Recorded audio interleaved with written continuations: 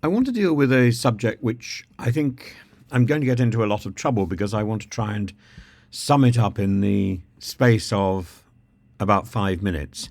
And that is almost impossible. So as I say, I'm going to get into trouble. But I'm going to try.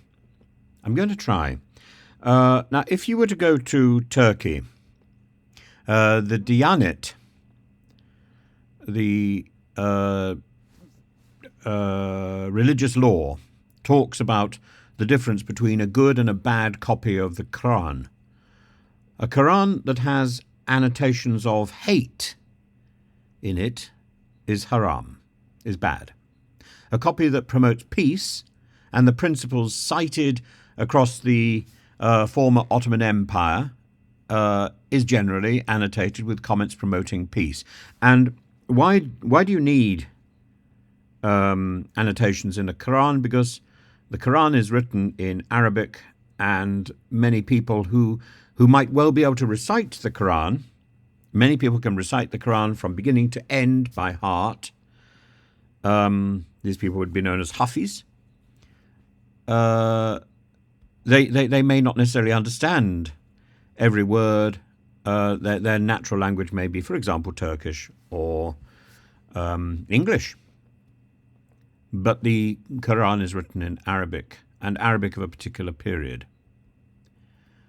Islam is, and one of the reasons that Islam has survived intact without the sort of changes that you find in Christianity and Judaism, is because it has resisted translation. And because it's not something that is read, it's something that is recited. Islam is a faith of 104 billion people and growing, but Islamism, which is the word used by Suella Braverman and by Lee Anderson, or Islamist, is a political ideology, not an expression of Muslim piety, and it has specific origins in history as a movement. But at the same time, the word Islamism and the word Islamist is these are words which are bandied around through history by people who don't know what they're talking about. So the conservative appropriation of the term Islamist and Islamism to identify groups that they do not like is not quite the same thing as Islamist, the technical term. In the same way, if you check Voltaire, he uses the term Islamism to refer to the religion Islam. And Le Petit Robert gives 1697 as the first instance of the word Islamist. But that's not the meaning of the word today. So the problem lies in the ambiguity of the term. So if you start looking up in the dictionary, you're going to get into a mess, because that word has a variety of different meanings and different appropriations. It's ambiguous. The real change in vocabulary and in the real change in the meaning of that word can be dated to the revolution spearheaded by Ayatollah Khomeini, who promoted a political Islam and established an Islamist government, specifically an Islamist government in 1979 in Iran. And the terms Islamic fundamentalism and radical Islam come from the efforts of Western governments and Western thinkers to distinguish that Iranian theocracy and the people who admired that from the Islamic faith and the people who practice that and admire that. And those words, Islamic fundamentalism and radical Islam, even extremist Islam, are all wrong as well.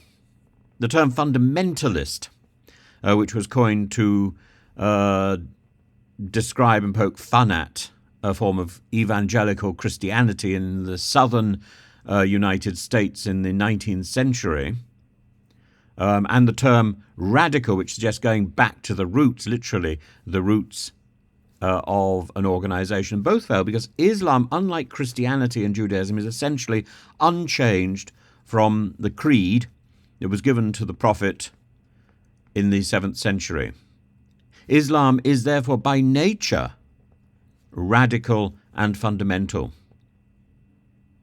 And the text of the Quran is something which is fundamentally believed.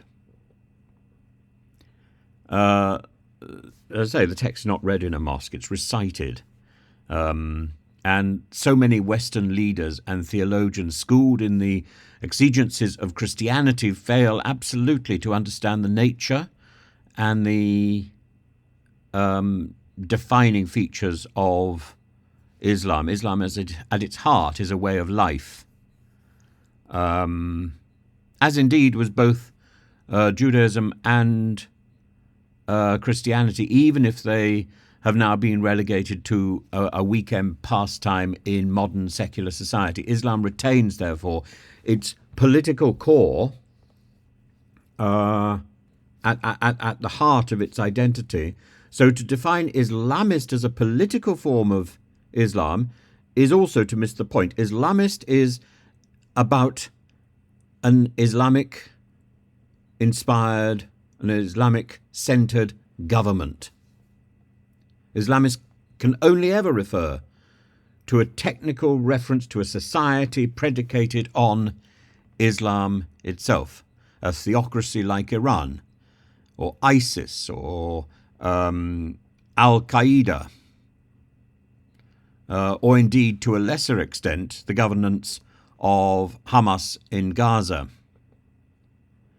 And there might be groups across Europe or the UK or the US who want to establish an Islamic society under Sharia, but they are few and far between in practice. And these are the groups, and these are the societies specifically fired by anti-Semitic, anti-Christian, anti-Western, anti-communist annotations in their copies of the Holy Quran. Islamism is not the Islamic faith. Islamism is a dystopian ideology that may have been stirred up by things like Wahhabism or ignorance, but it has a very specific goal, which is government.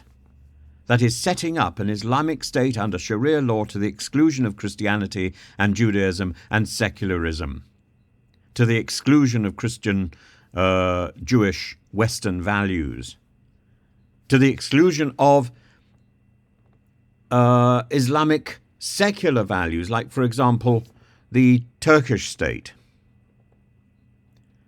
And this includes communism, which Islamists would see as the scion of Karl Marx himself, though raised as a Protestant, was of Jewish descent, and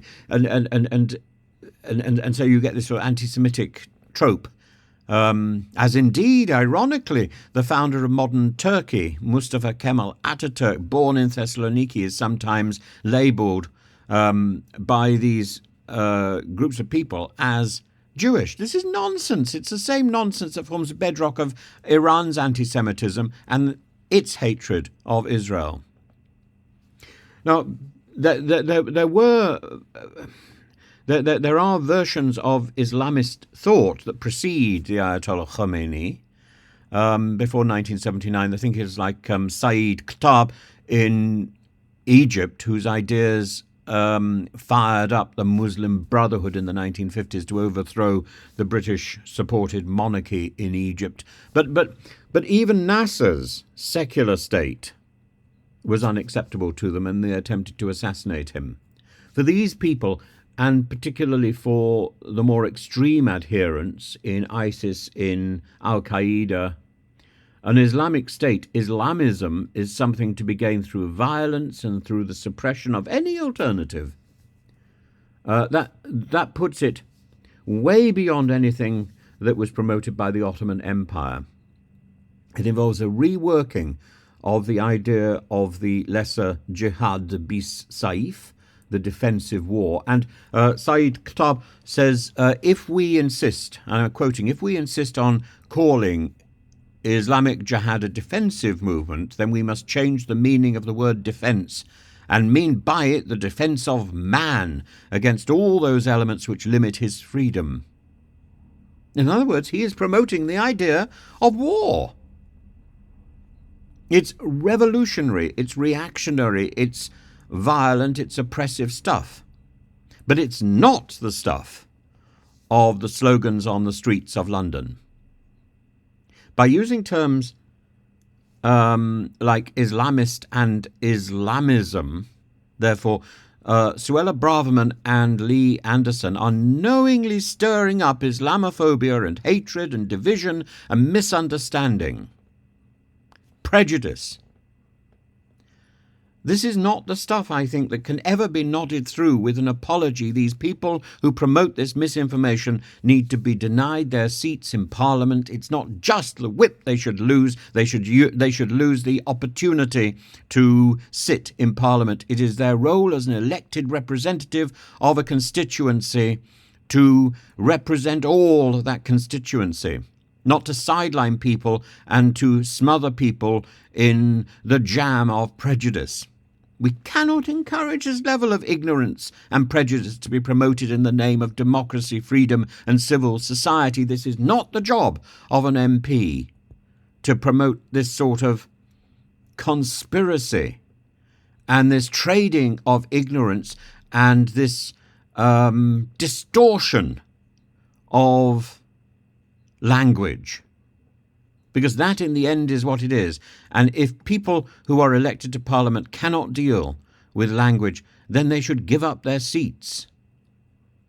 The job of a politician is to be able to speak in public.